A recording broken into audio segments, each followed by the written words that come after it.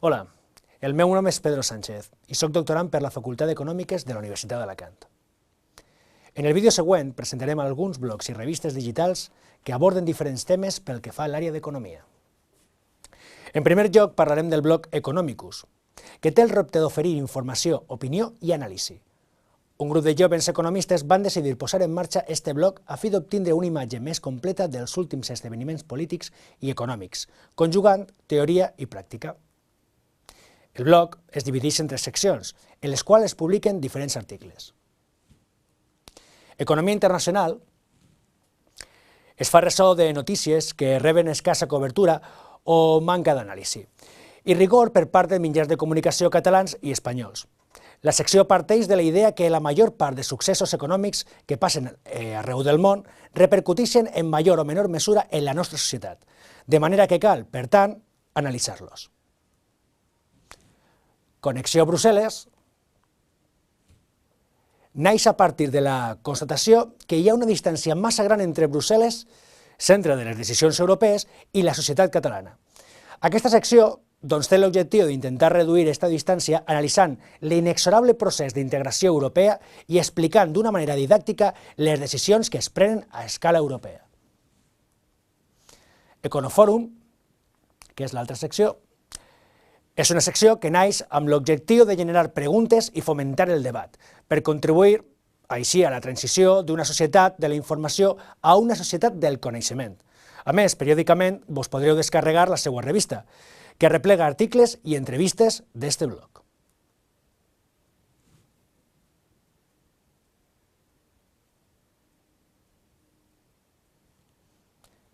Finalitzant aquest blog,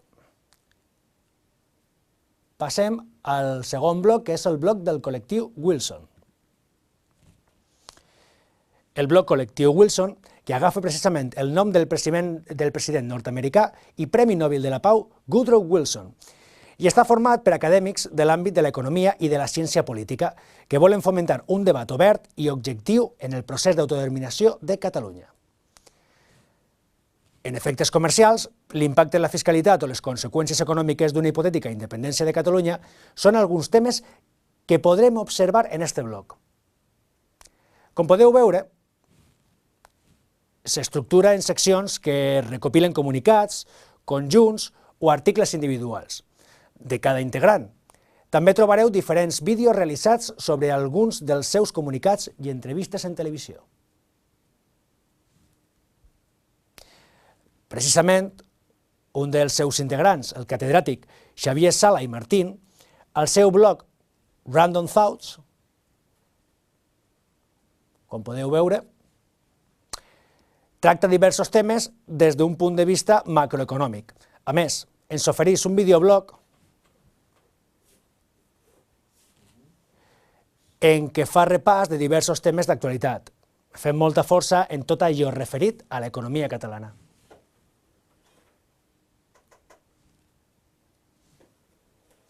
I per acabar la part dels blogs, anomenarem el blog del Cercle Català de Negocis. Aquest blog ens ofereix una visió de la realització periòdica d'estudis sobre la situació econòmica de Catalunya per a aquesta societat d'empresaris. Directius, professionals, també l'integren i que volen garantir el futur del teixit empresarial català. Els objectius són sensibilitzar els empresaris i influir en les forces socials i polítiques de la necessitat de crear a Catalunya un teixit empresarial que realment afavorisca el creixement econòmic i social de Catalunya. Mostrar que la internalització de les empreses catalanes és el punt clau de l'èxit futur de les nostres empreses.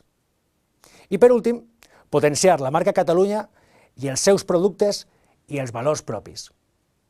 Bé, i ara anem a conèixer algunes revistes. L'Anuari de la Societat Catalana d'Economia publica les conferències, debats i seminaris que organitza la societat, i també els lliuraments dels premis que esta atorga, Premi Catalunya d'Economia i Premi Societat Catalana d'Economia, que s'alternen anualment. Cada article porta un resum en anglès.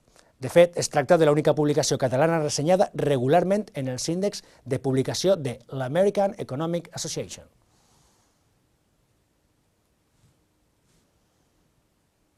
La segona revista és Recerques. És una revista catalana d'història fundada l'any 1970, de caràcter científic i de periodicitat, semestral, que publica treballs d'investigació en història, ciències socials i humanitats, referida a qualsevol àmbit i època. És una revista d'associació de recerques, història, economia, cultura. Aquesta associació és interuniversitària i aplega professors i investigadors de diverses universitats i centres d'ensenyament i cultura. La revista és editada en paper per Publicacions de la Universitat de València i en format electrònic per la Universitat Pompeu Fabra. I ara passem a l'última revista. Revista CIDOB d'Afers Internacionals. Aquesta revista és una publicació cultural acadèmica trimestral de relacions internacionals i desenvolupament, pionera en l'àmbit hispanoparlant i que fa més de 30 anys que s'ofereix al lector una anàlisi en profunditat dels temes internacionals des de diferents punts de vista i perspectives, combinant informació i anàlisi.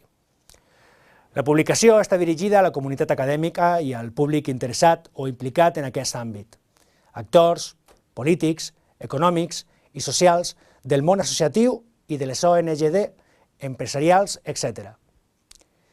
S'edita en format imprès i digital i els articles publicats passen per un procés d'avaluació externa per parells d'anonimat doble i estan indexats i resumits en les principals bases de dades, acadèmiques o en ciències socials.